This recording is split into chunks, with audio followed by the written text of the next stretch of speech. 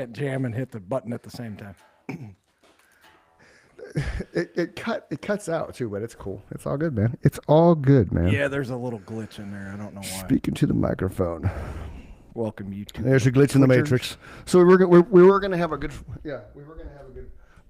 friend on today, but we had to postpone until next Tuesday, which is totally fine because he's a cool dude. And there's Mike Michaels and his jammies, boys and girls. If you're watching this live on Twitch, They're polar on bears. YouTube, or they're ChrisandMikeShow.com. They're polar bears. And just a subtle reminder, welcome to the Chris and Mike Show. He's Mike, I'm Chris. And a portion of the show is brought to you by Riverside FM, the one and only choice for podcasting platforms. Remember, again, we're live on Twitch, YouTube, and streaming directly on our website at chrisandmikeshow.com. That was awesome. I try to be awesome. I've been meaning to put a little thing on our... You don't have any feedback come back for that one? No. I've been meaning to put a little thing on our banners that have a little Riverside, sponsored partly by Riverside, because, for those who don't know, Riverside actually sponsors us now. We are a paid podcasting platform. We do this for a living now. We do. we can only buy a couple big gulps and some hot dogs, Actually, to be perfectly honest, we can only pay for this studio, but we thank them Right. very much for doing that. Right, It was right. awesome. And shout out to Kendall. She is their public relations guru. Hi, Kendall. I just joined their mailing list. If anybody's using Riverside and you're not subscribed to their mailing list, definitely do it because she puts out excellent content that helps you with editing, promoting your podcast, where to go to get more viewers and subscribers. And she's the one that reached out to Chris first, and then I was the account holder, so we both got involved. Yep. Shout out to Kendall. Thank you very much. That was awesome. Yeah. And that wasn't we didn't get paid for that. We like Riverside. We love Riverside. I used Riverside for Real Talk USA with the real estate guy. I use Riverside for Elevating Your Voice, which is a podcast I do with my company, my small little boutique brokerage of 34 realtors. And obviously we use it here for the Chris and Mike Show. So it's something that's well used. And, I don't know all the details and the tweaks and twerks like Mike does. Like I don't know how to add music and that kind of fun stuff, but I do like the AI assistance. I do like how it can help create the content. I do realize now that you can actually take a show and upload it directly to YouTube, which is pretty legit. Game changer. Game changer. I've been able to do that with Spotify since we started. Right. And then when they allowed Chris to do it, he was like, hey, do you know I can publish right to YouTube now? That's huge. And I said, yeah, man, that's why it's so easy for me. They provide a direct link to both places. The other thing that's nice is you just hit the nail on the head. I'll give them a shout out. If you don't know anything about podcasting or editing or video, you don't need to. Because the artificial intelligence will literally do everything for you. If you're an audio and video freak like I am, they offer enough tools to be able to put out 4K video and better yet, CD quality to better audio. Yeah. And when I was doing Good News Arizona, I always wanted it to be a podcast, but I don't think Riverside FM was around. It was a lot more, it wasn't as easy to podcast back then, I don't believe, because I don't know how long Riverside's been around. I don't either. I'm pretty sure we are a fairly early adopter. Yeah. Well, because I kept telling Dean we should make this into a podcast, and we just never did, because that would have been a game changer to have Good News Arizona as a podcast, especially during COVID. Oh, for sure. Because we probably would have, because we took off pretty well just as a Tuesday afternoon 1:00 show, because we would do stuff live, and there was a couple times we would stream live. We'd have like 11,000 viewers just for our silliness that I was writing. That's awesome. So it would have been fun to see what that would have done back then. This would have done back then. But again, I don't know how long this has been around and all that kind of jazz. So, well, their CEO just dropped a nice announcement. They have what he calls the best editor in the world coming. So they've had some huge hiccups with their editing software, which is why I have not been keeping up. It literally takes me 4 times as long to edit a show as it used to because everything is in slow motion. I noticed that. Yeah, I noticed that yesterday when I was going through and doing Elevating Your Voice, but I thought it was our internet at the office because our office Wi-Fi's been jacky and the cell service with Verizon's been jacky downtown Phoenix. So I just thought it was that. No, so in Riverside's defense, what happened was, I'll give them credit as a company. This is what you need to do when you're a company and things go south. They admitted what happened. They actually had such an influx of people that wanted to use their product that they were not prepared for it, right? Oh, gotcha. They dumped all, probably what we would consider, technical term, a fuck ton of money into their business, and they've made everything robust, and they're actually revamping the way things work. All the things that we've been asking for, you know, a better editor, faster processing, the ability to upload bigger files. They listen to everything. All those things are coming in the new roll-up. So, which is, and it's not a coincidence that happened once Riverside sponsored us, because we started promoting them. That letter dropped. And look what happened. Like a month later. Look what happened. Okay. I didn't even think about the significance of that. We took them to 30 countries, man. 100%. That's a true story. So you're welcome, Riverside. You know, you're welcome. That's enough about Riverside. Let's talk about other things. So Brian Daboll, the former Giants head coach who, you know, sucked ass, is back in his lane as an offensive coordinator with the Tennessee Titans. He's going to fix the Tennessee Titans. As offensive coordinator, not as head coach. Because who was the head coach last year? Of the Titans? Mm-hmm. The guy that's going to the Super Bowl, Mike Vrabel. There you go. Nice job, Titans. Well, they also let Derrick Henry go. Fucking so, geniuses. I mean, they're kind of turned into the Giants a little bit there. With you let somebody like Vrabel go, who I always thought was going to be a good coach regardless.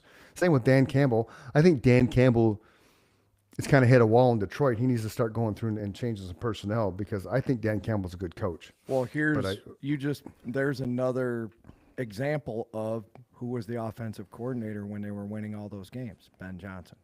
Right.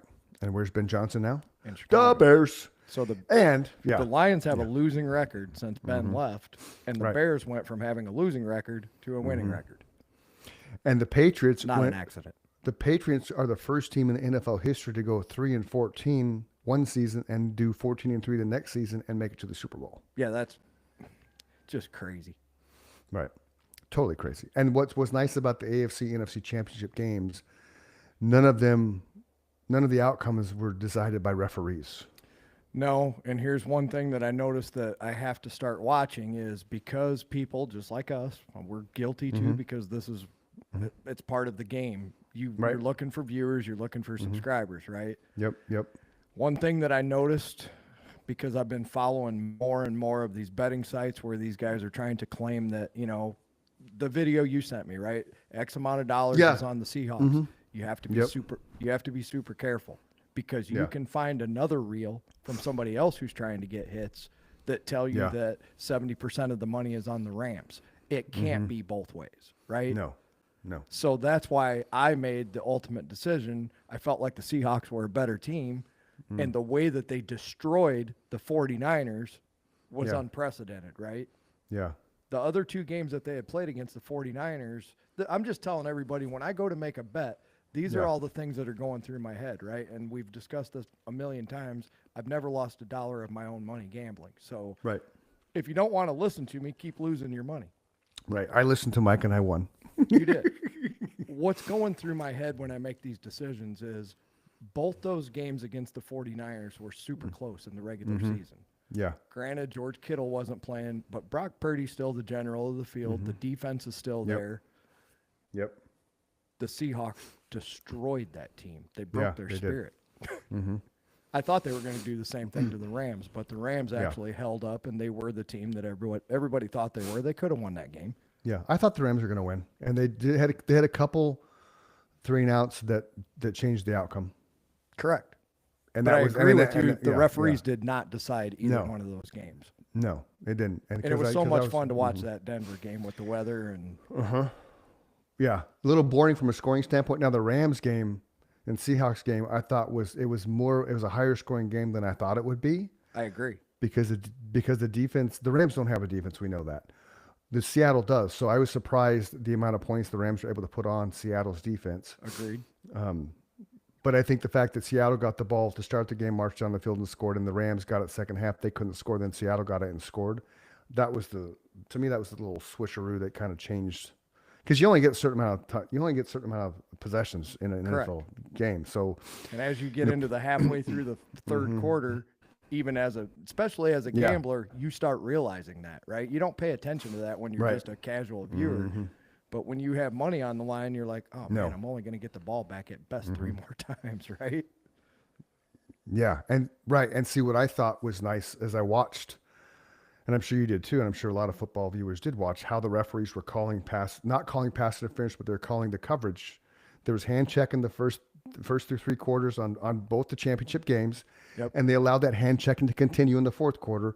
So what I don't like is they're not doing that from the beginning of week 1 all the way through. And I think that's what fucks up some of these defensive backs, is that you'll go 17 weeks. Right. So that's the biggest problem they have with the officiating in the NFL. You need to be consistent from week 1 to the Super Bowl. If you're going to let players hand check, you got to let them hand check all the way, all season long. If you're going to let them armbar, you got to armbar all season long. Correct. You can't pick and choose when you do that, because that affects the outcome.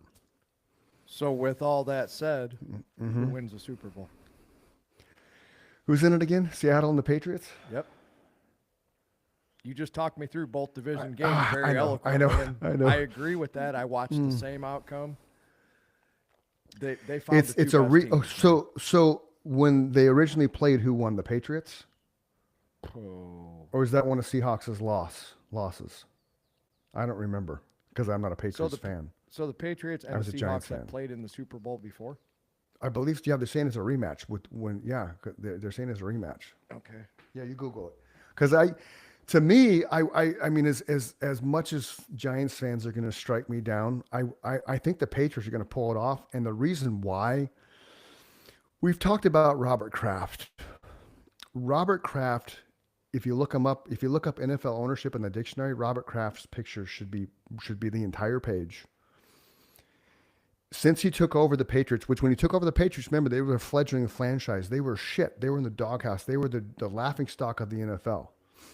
And from the time that he got Drew Bledsoe on the team with, I think Parcells drafted Drew, don't quote me, but the time he got Drew Bledsoe on that team and Parcells coaching, it kind of changed the culture. And then when you brought Belichick in and they drafted Brady, granted, Brady wasn't a starter. He had to wait until Bledsoe got hurt.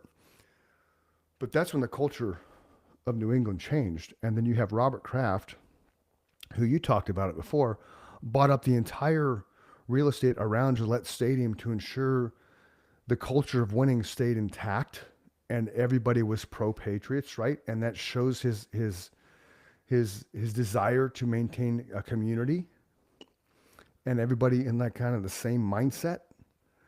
And here you are, what 4 years removed from Tom Brady leaving, or is it 5? Somewhere around there, yeah. Right. We'll just say 5. And you're back in the game. So now people are saying that was the Patriots' 4th, or that was Tom Brady's 4th Super Bowl win. Okay. It was a close game. I think it said 28-24. Was that the Marshawn Lynch? Was that the Marshawn Lynch play where Pete Carroll decided to throw instead of feed Skittle Man? Yep, 2015.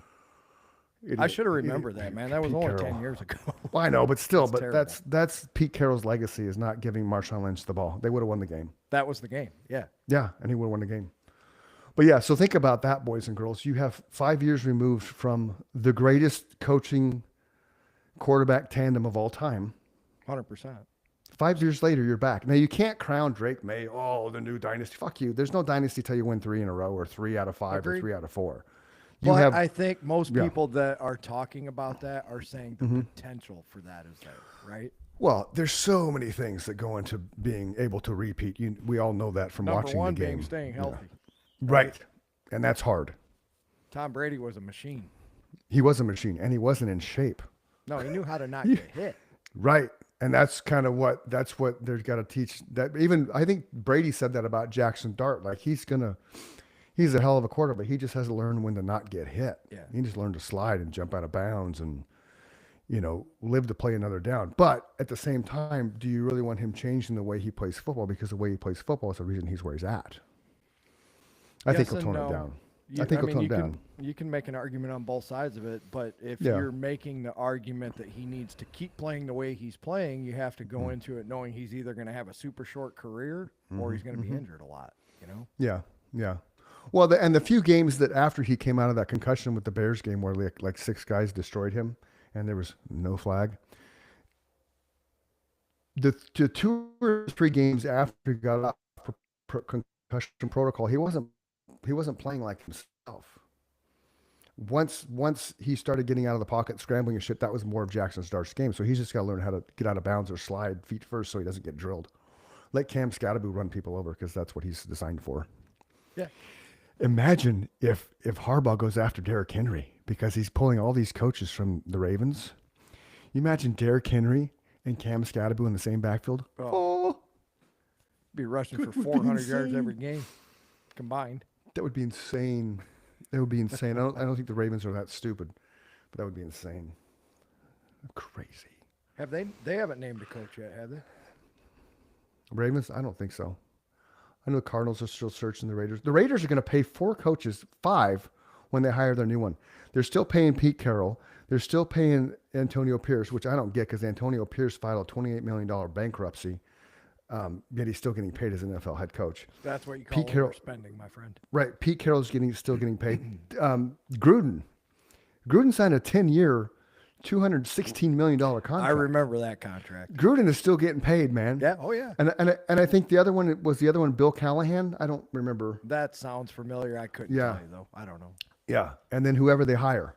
So there's 5 coaches being paid next year for the Raiders.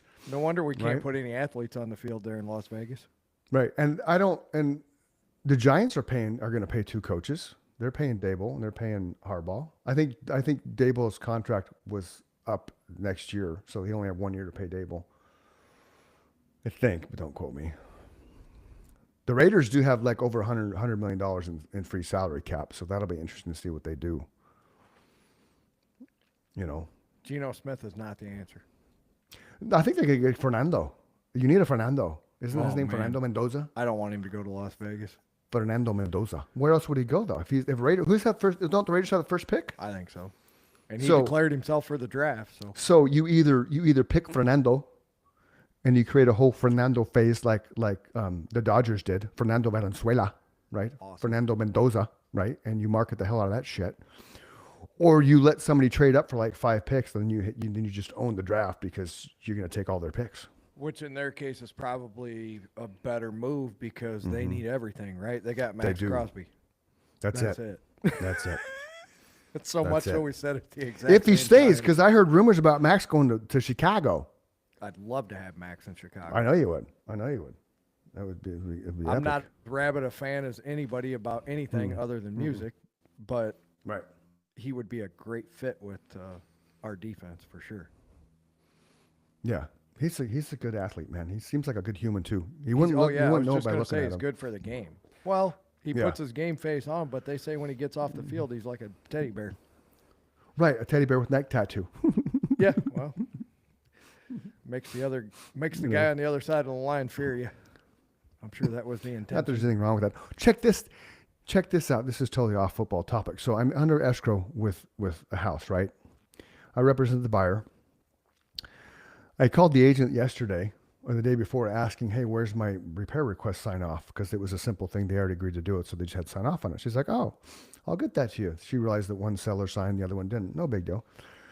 Then she calls me up last night when I'm coming home from the office. The owners went to the house and they were freaking out because somebody stripped the roof. It was a tile roof. They took all the tile off. They took the felt pad off, right? It was just plywood. So she's like, did your clients do that? I was like, hell no. Never. That's real estate suicide. And I made a joke. I said, I bet you they picked the wrong house. Oh, no. I bet you the roofer took the roof off the wrong house. Are you fucking kidding me? The roofer transposed the numbers. Oh, Remember the movie Multiplicity with Michael Keaton where he cloned everybody? I love that movie. Right? Remember when they dug up the wrong driveway? 100%. Yep. Okay. This roofer took off the wrong roof. That is crazy, dude. So my clients get a brand new roof, number one, with a 2-year warranty, and it doesn't cost them a dime. Nor does it cost the seller a dime. Guess who has to pay for the roof? The roofer out of his own pocket. Ouch. So he's got 2 roofs for the price of one. Okay. on the same street. I helped my uncle put one of those tile roofs on, but I have no idea what that costs. What does it cost to put a tile roof on in Arizona? Do you have any idea? I have no idea. I'm going to say I take that back. I had a roof a few years ago that was a 2,600 square foot house, um, 3-car garage, and it ranged. The bids range because roofers rip you off. It ranged from like 9,000 all the way up to 22,000. It's similar to here. So I'm going to say maybe 15 grand total for like a less than 3,000 square foot roof, but That's you a good can't quote me because I'm not a guesstimate for roofer. sure. Now I got a buddy who will, for $750, he'll just come, he'll repair it. So if you have a leak that pops up, most roofers are going to say, oh, you got to put a whole new roof on. Yeah, I had Torsten will somebody come out do and say, that to okay. mine. Right. So Torsten will come out and say, okay, I can fix this portion for $750. He does a roof tune-up. When I'm selling houses and stuff comes up in inspections, it'll be like, hey, the mortar caps are off, or there's 15 cracked tiles. Roofers won't come out unless you have at least 24 cracked tiles, because otherwise it's pointless for them. So for $750, he'll come do a roof tune-up, which is basically he'll clean all the debris off the roof. He'll reconcrete all the mortar caps. He will do anything that's loose, he'll tighten them up. He'll check the underlayment, things like that. So he does a really thorough kind of like you're getting a physical for a roof type thing, right? So he does all that, and it's $750. Now, at the same time, he'll tell you if he has to come out there 3 or 4 times, you might as well just replace the roof, because by then you're into it for three to 6 grand. So you might as well just get a new roof. But at least he's not going up there and saying, oh, you need a new roof and I'm going to charge you 15 grand, so you need to have a roofer, a mechanic, and an AC guy. And for you, a heater guy in your back pocket that you can trust. Yeah, I'm having a new boiler put in here in about a month. How much do boilers cost? Well, let me tell you, Chris Dunham. Mine is a 1963 American Standard. So it's older than all of us. At least you and Wow. Yep. And for the first time, so here's what was weird. It's something that you really have to keep an eye on for people who live in this part of the country. If you have hot water heat, as they call it, or a boiler system, I have baseboards, so I don't know what they call it, a boiler, but I don't have radiators like my grandma had, where they would scald you. Yeah, I remember those. That was still a fear of my mom's when I moved in here, because my nieces and nephews were really little at the time, and I'm like, let me show you something. So I walked up to it and I just stuck my hand on it. I'm like, they're all covered up. You can't even get your hand in there, even as a little kid, right? Oh, that's good. It has a flap, and it just lets the heat out, right? So all the really hot fins are trapped inside. You can't touch them. Oh, okay. It's not like the old days. So this year, when I started to check and see, how it was running, I always watch it, make sure that the pressure's right, make sure the temperature's going up to temperature and coming back down, all that kind of stuff. I thought I smelled gas. Oh, that's not a good thing. Not at all. You don't want to smell gas. I kind of didn't think any more about it. And once a year, I have somebody come tune up my AC. And once a year, I have somebody come tune up my boiler, right? Smart. Good job. Yeah, it keeps it going longer. Maintenance, boys and girls. It's a good thing. Yes. Especially with a boiler system. Yeah. And an air conditioning in Arizona. For sure. Mm-hmm. A boiler in the middle of your house is like a bomb if you don't take care of it, right? Oh, no shit. Oh, yeah. It'll just explode. So really, when he came to do my preventative maintenance, he called me up at work and he's like, I got bad news, Mike. He said, do you remember the one thing that I told you would cause me to have to condemn this boiler? And I said, oh, fuck, there's a crack in the heat exchanger. The heat exchanger is made out of cast iron. So it took from 1963, ladies and gentlemen, until January of 2026 to crack that piece of cast iron. That's how well we made things in 1963 is the point of this conversation. So a brand new system. 68 years. That's 68 years old. That thing lasted for 68 years. Yeah. Steel was 7 years old. Because I'm 55. Right. When they installed that. Wow. That's amazing. Yeah. That's amazing. He was going to elementary school, and they were installing that boiler. And it lasted until his son was 52. That's crazy, man. Yeah. So a new system, they make a comparable system to what's there. Okay. It's only 85% efficient. So here's where they've made super upgrades. Okay. They make what they call a tankless boiler now. It mounts on Right, kind of like they have tankless water heaters. 100%, same concept. So it Yeah, vents yeah. out through the Okay. same vent. It mounts on your wall. It's 92% Nice. efficient, 89, something like that. And then they Right make on. what they call a combi unit. So then they take out the whole boiler, they take out your water heater, and they mount that combi unit. One side's a boiler and one side's a water heater. So then you have on-demand hot water all the time. Nice. And then you gain a closet. That's about So when it's $12,000. oh fuck. The next option down is anywhere from 8 to 10. That's the tankless, which is what I'm going with. Okay. 8 to 10, depending on what they have to do. Right? Do we have to do a bunch of? You don't want to take work You don't want to take cold showers. No. You don't want to heat your water up on the stove. So, I wish we had millions of listeners because we would get all kinds of emails. I would ask this question, but I'll ask it anyway. If there's any HVAC guys listening to this, the reason I didn't go with the combi unit is because what I kept reading online was when your boiler is actually running.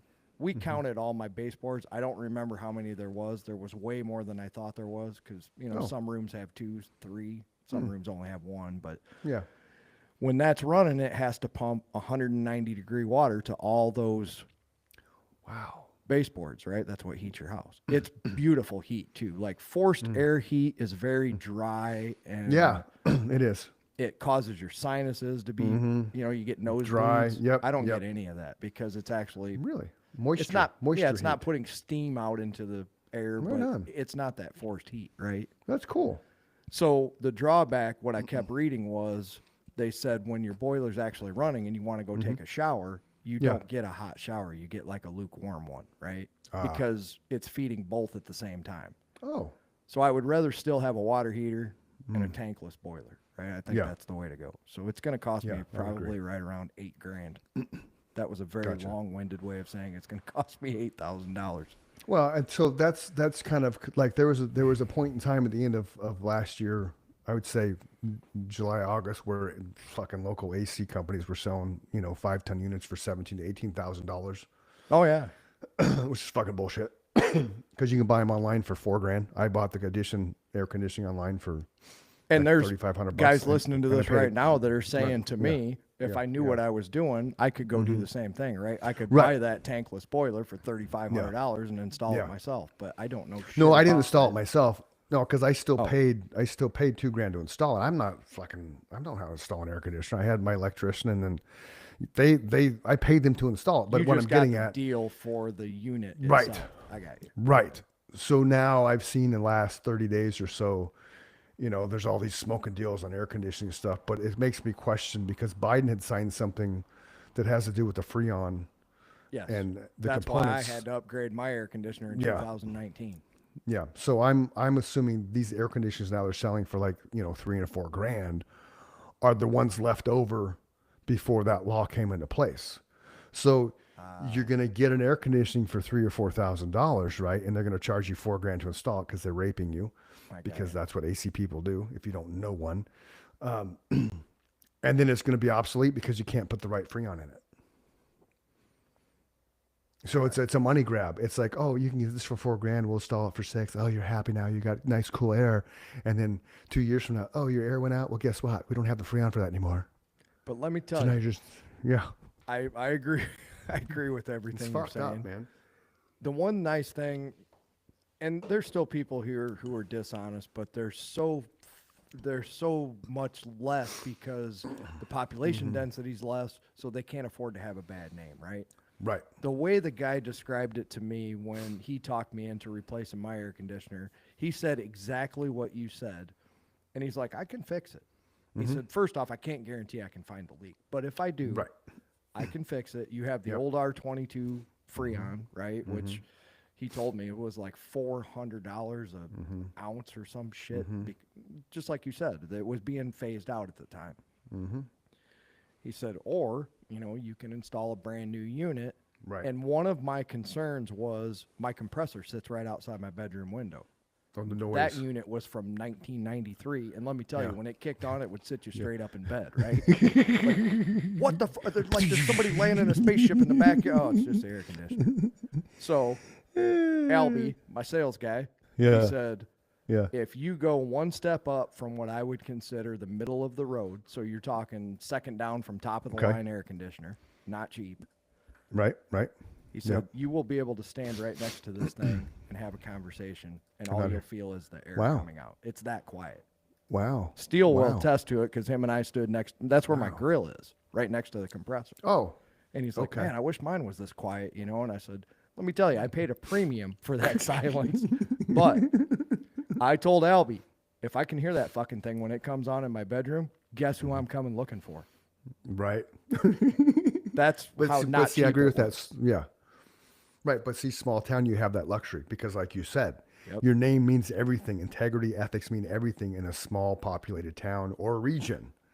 Phoenix, there's 7.3 million people in Phoenix, Arizona. Who gives a fuck? Because you can screw somebody over, and even though they will badmouth you left and right, it's still not going to hurt your business because it's such a big. You have such a draw from, right? Mm-hmm. Before we get too far away from this subject, I got to tell you my roofing story. Okay. So, if Steele's listening to this, he would be like, damn, you got to tell your roofing story. Right. Okay. Rough story. So I come home from work one day. It's been pouring down rain for about 2 days. Okay. And I take one step in the bathroom. And, you know, I work in a factory. I wear work boots for 10 hours a day. My feet sweat, right? Yeah. I'm like, man, must have been a rough day or something. You know, my feet are really sweaty. Like, no, that's water, right? It was leaking. And by leaking, I mean raining. When you walk in my bathroom, there's a light right there. It was pouring out of that light fixture, through the light bulb, everything. Damn. And I would be remiss to tell you that same light bulb is still in there. Really? Close to a decade later, still running. Wow. I think there was something to all that water running through there. That's crazy.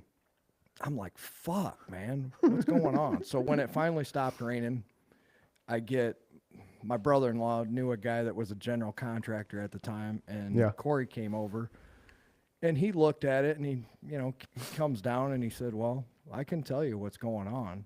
He said, when did you say they installed this roof? I said, 2012. This is like 2014, right? It's like 2 years old. Yeah. He said, here's what happened. I've never seen somebody lay straighter shingles who doesn't know how to go around the protrusions. So he laid everything up backwards. Instead of going over the top, he went underneath or whatever you're supposed to do. So Corey said every time it was raining in your attic. It just took that long to go through the drywall or through the insulation, through the drywall, and end up in your fucking bathroom. That's crazy, dude. So he fixed it for like, I don't know, $250 or something at the time. Yeah.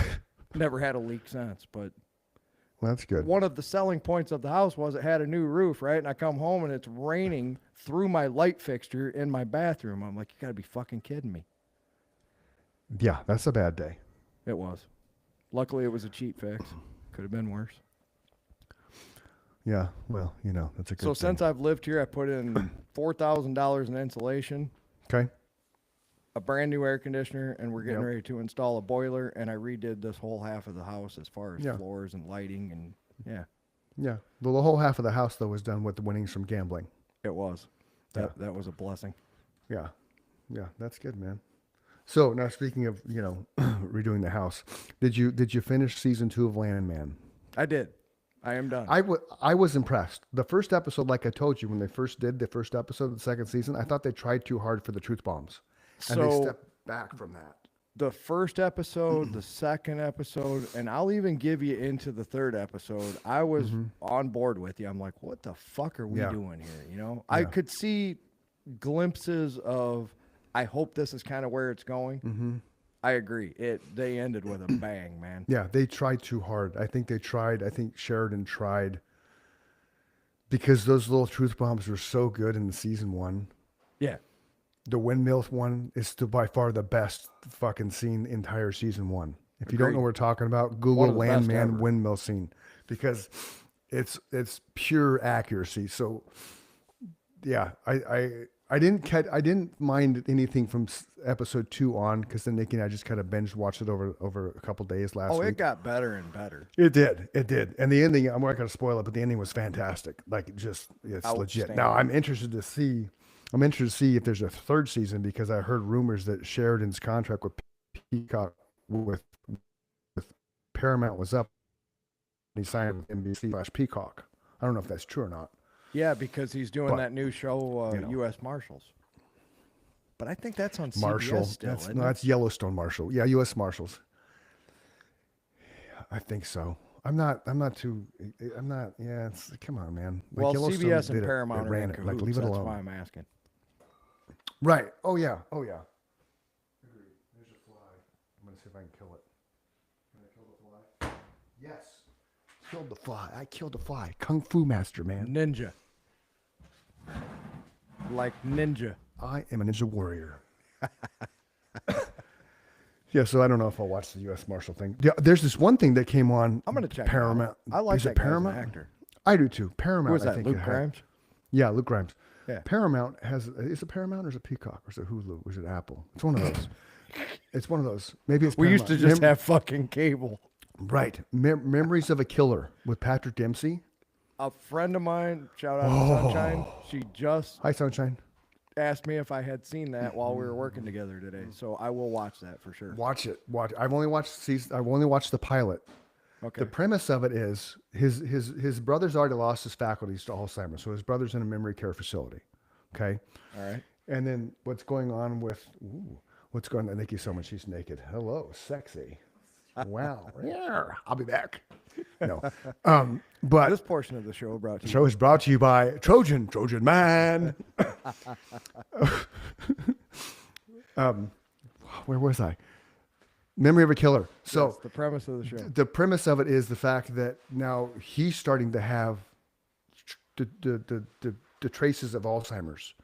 So like there's a scene in the show. Are they old at this point, I take it, or no? Not really. I mean, it's Patrick Dempsey, so in the show he's probably 55-ish. He's got gray hair, Okay.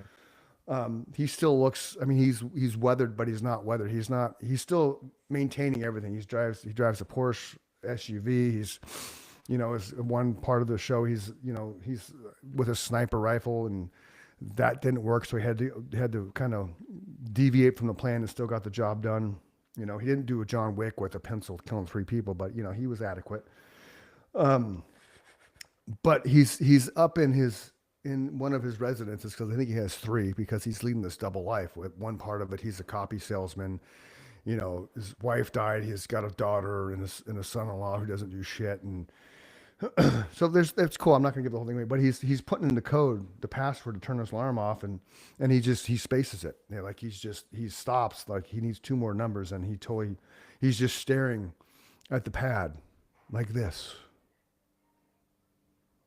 And the guy across the hall is like, whatever his name is, Mr. Dobbs, everything okay? And he's just, that's crazy. And all of a sudden he's like, oh, I'm fine. Doo-doo-doo. So, but it's going to be a cool concept, because if you think about it, the worst person in the world to have Alzheimer's is a hired hitman. Because, think about it. When you have Alzheimer's, you just let shit fly. You just remember things that you have done in your life, and you go do them. Right. And you just let that shit fly. There was somebody that I knew that has Alzheimer's, and there was some darkness around that family.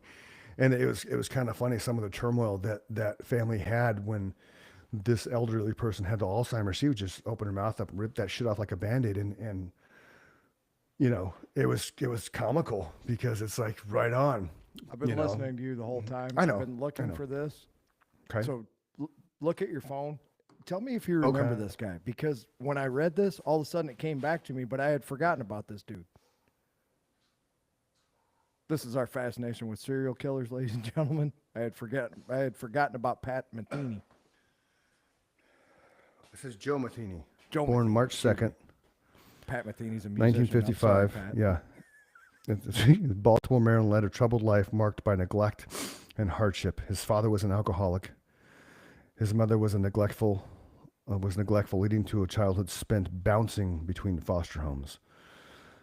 These early experiences contribute to the future actions In the 1990s, Matheny's criminal activities escalated.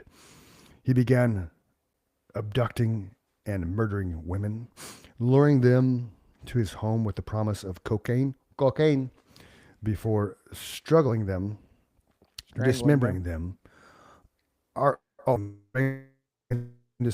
operating a roadside burger stand,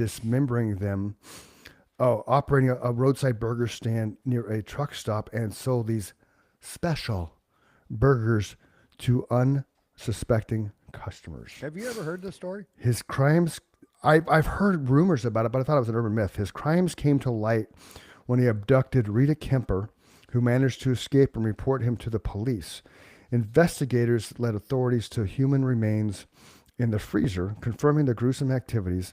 Matheny was arrested and convicted for multiple murders, receiving a life sentence without parole. He died in prison in August 2017, bringing the end to his reign of terror. Well, once he got into prison, the reign of terror stopped. So, but okay. Wow. Soylent Green. Yeah.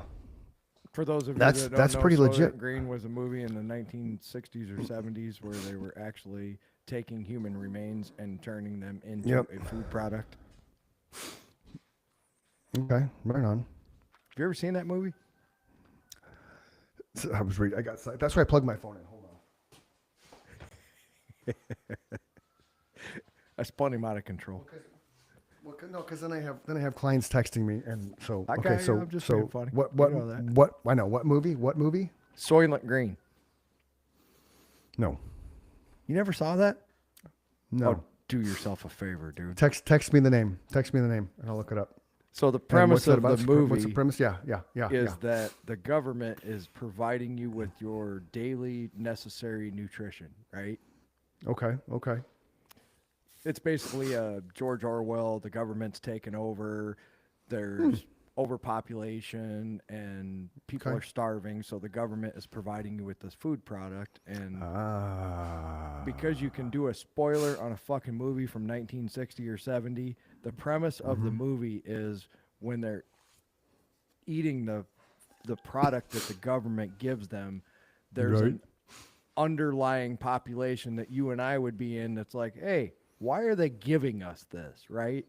Yeah. Well, it turns out that there's overpopulation, so they're recycling people into what they call Soylent Green. That's the food that they're getting. Okay. So kind of like, okay, that's interesting. It's a real overacting job. I'm looking up who the cast was. The guy says, "They're people. It's people." That's what he says. It's people. 1973, the year I was born. Okay. There's a thing I follow on Instagram. Charlton Heston. He's the guy that says, right on. People. Yeah. People. Okay. There's something I follow on Instagram. I forget what it's called, but I follow a couple dark things because it doesn't faze me at all. Right. That empath thing weird shit like that doesn't bother me. One lady, and I forget the story and the names and stuff, so I'm not gonna. I'll tell the story, but.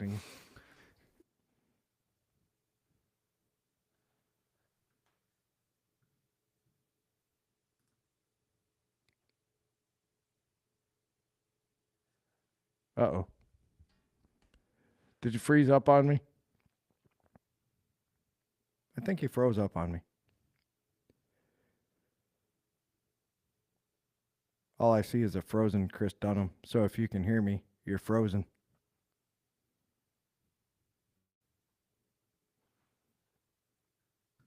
And I'm left all alone, ladies and gentlemen. Which is rough when I'm the only one here, right? So what did we talk about? I didn't have anything planned for that part. See, now he's gone. And I'm here all alone for sure, by myself. Yeah, he'll be back in a second.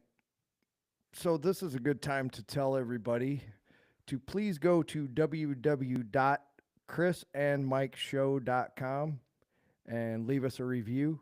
You can check out all the YouTube videos, the Spotify, wherever you listen to it, it's all being funneled right to that website now. So if you just go to chrisandmikeshow.com, you can leave us a review. You can go listen to our show wherever you like to, or you can listen to it from right there.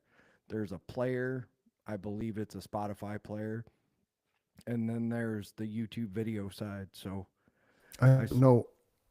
I see Chris coming back on. I don't know why Cox Communications decides to die on Tuesday afternoons.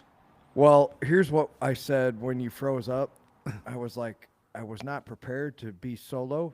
I can lose him when we have a guest. So what we talked about was everybody needs to go to www.chrisandmikeshow.com and leave us a review. And I was telling everybody how the YouTube videos are there, all the Spotify stuff, Apple Podcasts, wherever you like to listen, or you can just listen right there at the website. So please check it out. Right at the website. I put a lot of hard work into that, blood, sweat, and tears. You did. And it was supposed to be a surprise, but he needed my password for Google, because when I went to Google, GoDaddy, because I went to GoDaddy to buy the domain. Right, because neither one of us thought we were going to get chrisandmikeshow.com, because there's another Chris and Mike show on YouTube that has 5 episodes of brothers doing some silly shit, which is cool. Yeah. But when I Googled that and I'm like, holy shit, we can get this, and it was like, that's insane. So I think I bought it for like 5 years just to like. I've learned that too. If the longer you own a domain, the longer you prepay that domain, then the more serious the Google spiders think you are.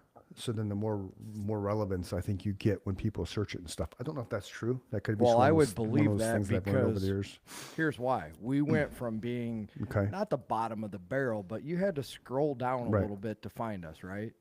Now, like Chris showed me the other day, even if you go into incognito mode, we pretty much rule Google. Yeah. Which is awesome. Yeah. That was our intention, right? Yeah. We want the show to get out there, and it really has helped. So, like I told you, it looks like a real life game of Risk that we're now playing on the website analytics. We just picked up Germany and Ireland and India, which are some countries that we don't have on the other side of things. So it's really cool. Nice. Yeah. Yeah. And so like Trump's playing his game of Risk. I like our version. Collecting. Better. Yes, our version is better because it's not violent or hostile. It's just way less hostile. It's welcoming. You know, come. It's the antithesis. You'll like this. It's the antithesis of hostility. Right. That's fantastic. Thank you. Yeah. I can be sophisticated if I try. Yeah. So Landman, I wanted to talk about that. We talked about that. I want to talk about Memories of a Killer. It's going to be interesting. That's crazy. It's the second time in one day I've heard that, so I got to watch it. And Michael Imperioli's in it. And if you don't remember who Michael Imperioli is, Sopranos, but he was also in but he was also in a show called 187. Dude, Detroit 187, which was 187 is the code for murder. He was great, dude. That's the thing. It only went one season. I gotta say, I never even heard of that. It was a fantastic show. I was so bummed when they didn't renew it. Right? It was fantastic. Rainn Wilson had a show that a lot of people didn't realize. I forget what the premise was. He was some kind of detective or private detective or something. But it was so polar opposite of the Dwight character. It worked, and it was really good. But it got killed after one season. I'm gonna see if I can find the show, the Detroit 187 thing. I can't believe I never heard of that because I love that dude as an actor. I try and follow, pretty much whatever he does. Yeah, there it is. It came right up. Detroit 187. It was really. Was that on NBC, ABC, or was it a streaming service? I'm gonna share. No, it was before the streaming shit took over the world. Oh, this is an older show then. Yeah, this is when you could actually just watch it on CBS or NBC or whatever. Okay. But yeah, it was really good, man. He was a cop. That must have been during my fucked up days because I don't remember that. Oh yeah, all. ABC, Detroit 187. That's what it was. Years? ABC. I'll go to all. Just out of curiosity. It should say somewhere. Yeah, Wikipedia. Yeah, 2010. The pilot is when it came out. Oh, I was sober by then. 81% Rotten Tomatoes, which is good. 63% TV Guide. 57% like this show. Like I don't know why they didn't carry it longer because it was a good show. That was my transition phase, though. That's when I moved back to Illinois, 2009, 2010. right? It deserved another season. Only did 10 episodes for one season. Anywhere that you see? Fandango, Prime. Amazon. You got to pay for it though. Fandango, Amazon Prime is for $1.99. You know, 18 episodes, which is stupid, man. Just fuck off and make it free. Yeah. But so the other one was the Rainn Wilson thing. Let me find that one. I don't remember that one either, to be honest with you. I like him as an actor too a lot, obviously because of The Office. Yeah. There it was. Yep, that's what it was. Hold on, I gotta share it. Backstrom. Okay. The show's called Backstrom. And again, really good show because it was a departure from who he was. Rotten Tomatoes were 36% because people can't get past Dwight, but if you could get past the Dwight thing, and this was when was this? Come on. 2015. And again, one season, but it was a good show, man. Like Rainn Wilson, Thomas Dekker was in some other things. You know, it was a good show, man. It was like a Scandinavian book series by a criminologist, Detective Everett Backstrom, which is Rainn Wilson's a grumpy and sometimes offensive detective who heads up the serious crimes unit in Portland, Oregon. Backstrom and his team handle the city's most sensitive cases. The detective tries and fails to modify his self-destructive tendencies. 3-time Emmy nominee Rainn Wilson plays the role in the series created by except blah blah blah blah. But to me, it was a great show, man. It was just because it was so far removed from Dwight. But I think so many people get pigeonholed, right? Because you're Rainn, you're Dwight Schrute, man. You know, that's the thing. But I don't know, you know. I'll check that out too. It was a good show. I can't believe I never heard of that either. Yeah, well, because it was one season, and when stuff only lasts one season, you don't get the momentum, right? It's just and some of those I do find like through the streaming services. I'm trying to think of some of them that I watched there was one with Kelsey Grammer that only had that was a great show. It really was, in my opinion. It was. Yeah, that was. I'll find that one too. But some of them, he was like a commissioner in Chicago, if I remember right. Something like that. Yeah. And I don't know why that one didn't make it either. Boss. Yes, that was a great Boss, show, and that was Starz. Starz canceled it after 2 seasons. Okay. It was just called Boss. I found that one later too. I think through HBO Max at the time, or back then it was HBO Go. Yeah, Boss. HBO Go. Go with HBO. See. Yeah. I'm an old school streamer. Cheers, Frasier. But yeah. Yeah, that was a great show too. Yeah. And you see they have a new thing for a new spinoff of Game of Thrones, a night for a kingdom or something. I'm waiting until the whole thing comes out so I can watch it all at once. Yeah. We watched the first episode. It's interesting. Was it good? I'm sure. It was good. It passed the piss strike. It passed the piss test. Nice.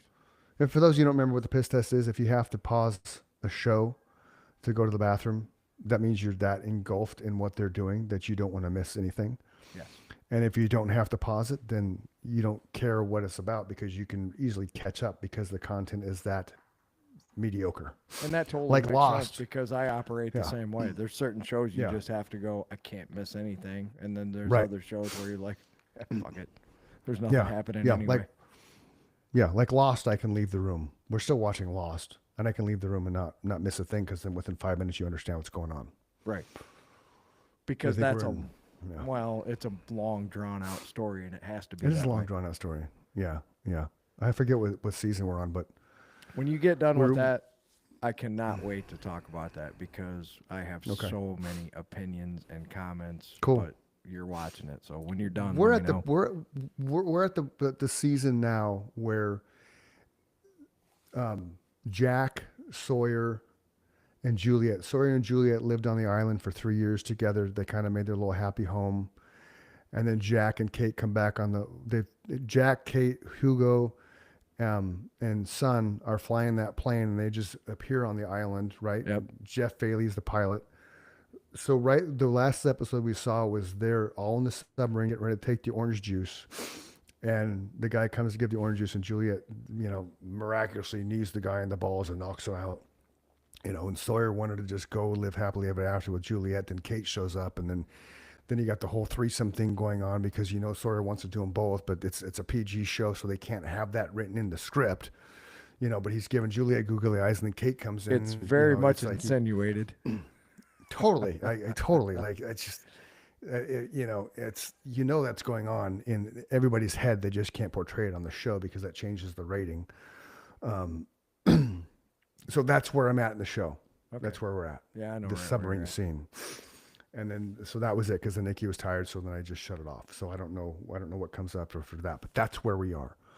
I like the fact that I saw a picture of it it was the Last Supper for Lost, and John Locke is Jesus in the Lost. Oh yeah, I know the last picture you're talking about. I've seen. So that made me believe, okay, well, John must be, Jesus Christ, and he did. He came back from the dead. Ben killed him, and he came back from the dead because the island, you cannot die once you've been to the island. So I like John Locke's character. I do too. Yeah, and we didn't, and we had no idea. Like the writing of that was so good in the beginning.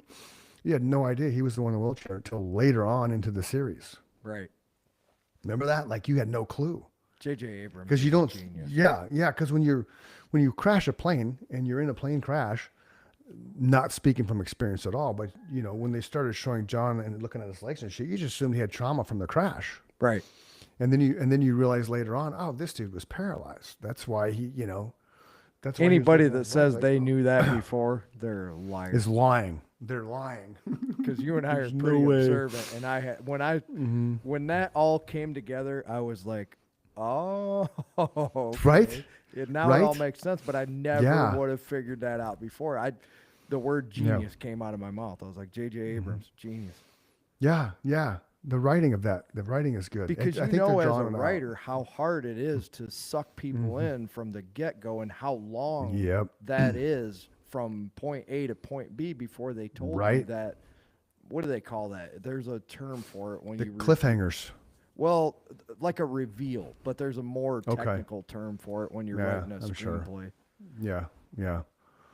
But yeah, I could see the cliffhangers this thing had, because when you stream it, you don't have commercials and it's back to back to back to back. That show sucked so bad to watch on regular television. Because you had cliffhangers. Motherfuckers.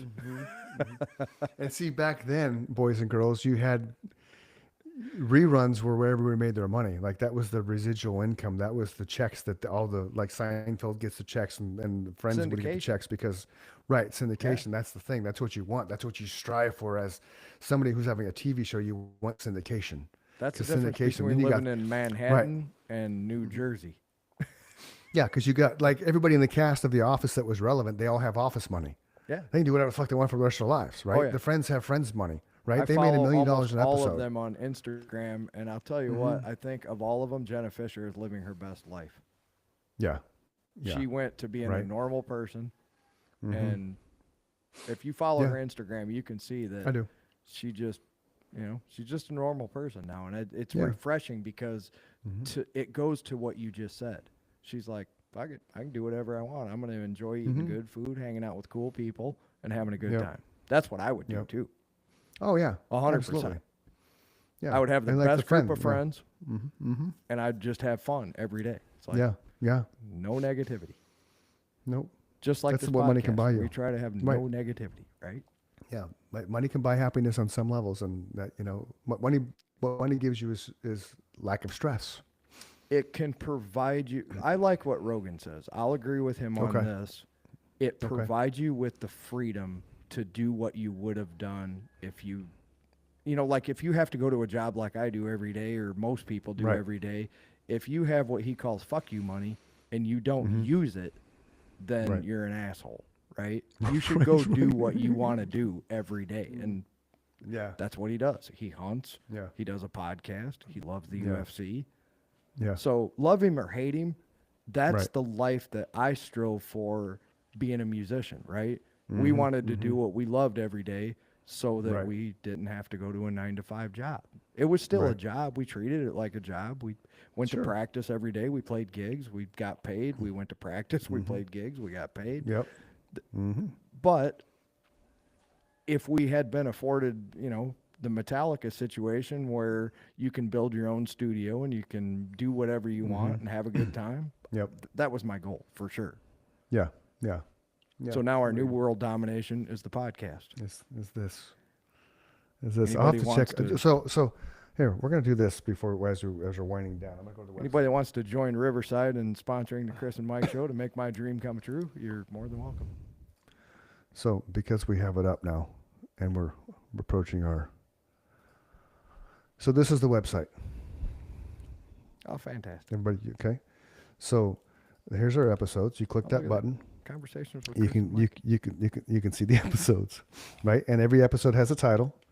You have a summary, so you know what you're looking for. Okay, Look how clean that looks. right? Because right? of your It's nice, man. consistent cap cut or whatever you use to make Thumbnails, Canva. Canva. Canva makes the thumbnails, Okay. right? I just You can saw search that. the episodes. So I could type, and let's see. Let's do. Let's go do this. Let's do Nudo. Whoops. So there's Dave Nudo. Dave Nudo's the author of Lord of the Devil. Oh, okay? that's So cool. All right his there's- clips come up too. Uh-huh. I didn't know that. That's pretty cool. Look, I'm learning. So you can search. That's the episodes. You can do the about. You can welcome to our journey. You can kind of read about us, our reviews. We need reviews, so give us reviews. We have more reviews than this, but it's a matter of getting new ones on the website. So real simple, boys and girls, just go to the reviews, click leave a review, and leave us a review. Thank you. Rate the show. 5 stars, thank you. Contact, real simple. Fill that out. I will email you back or give you a call, whatever you provide. You can follow us on all the platforms, which is pretty cool. And Look, as we rock. as I showed a while back, we are now on iHeartRadio.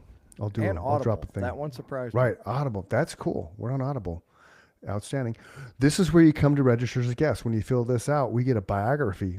You give us all your stuff, and it gives us our release. And you can put all your links in here.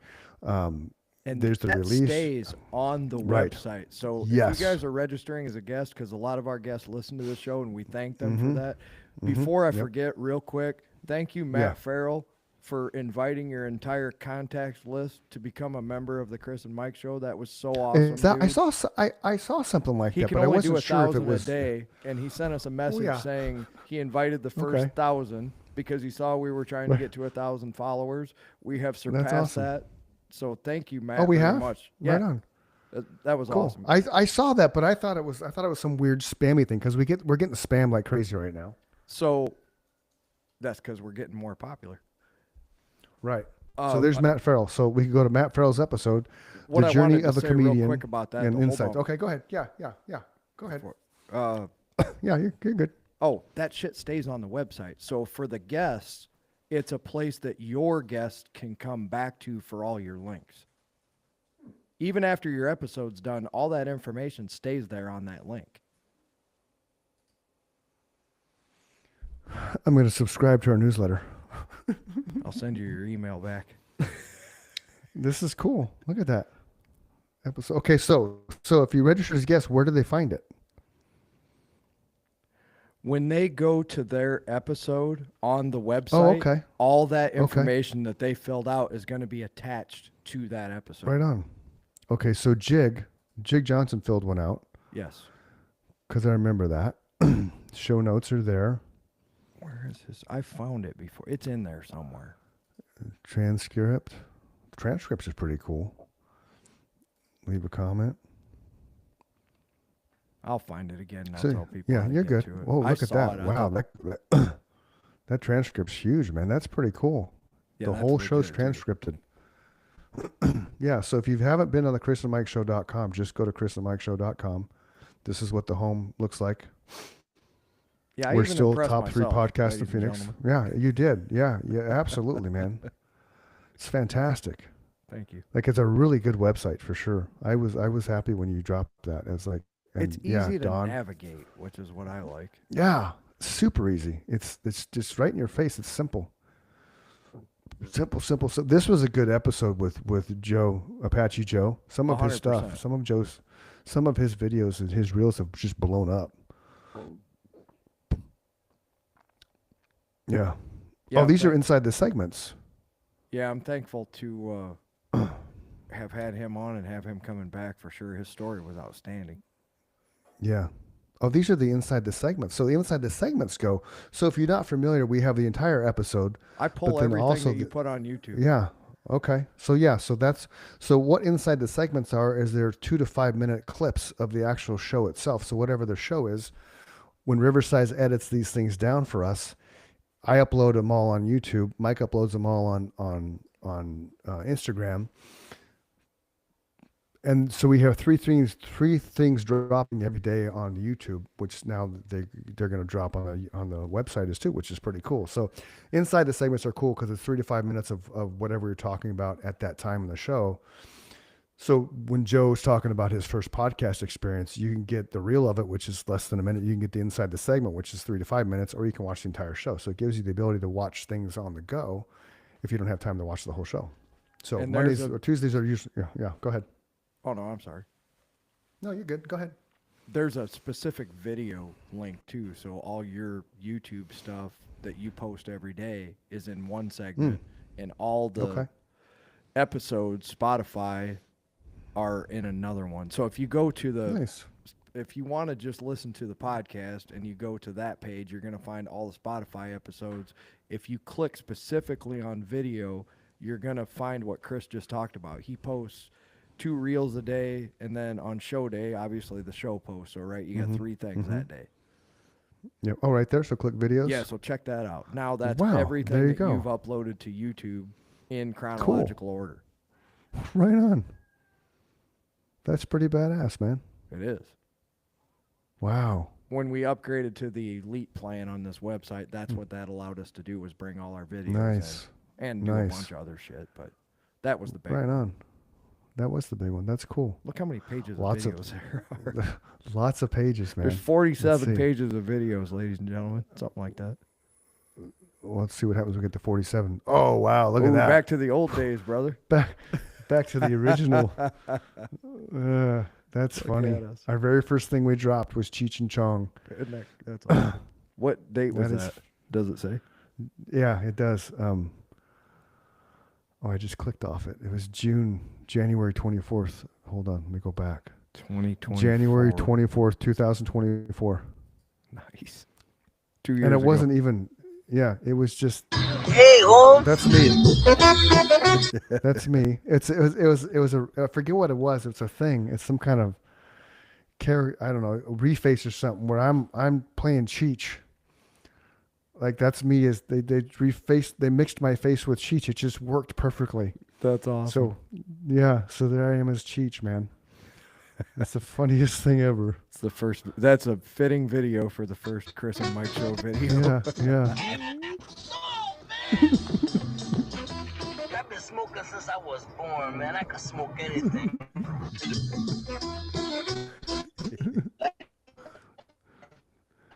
Oh,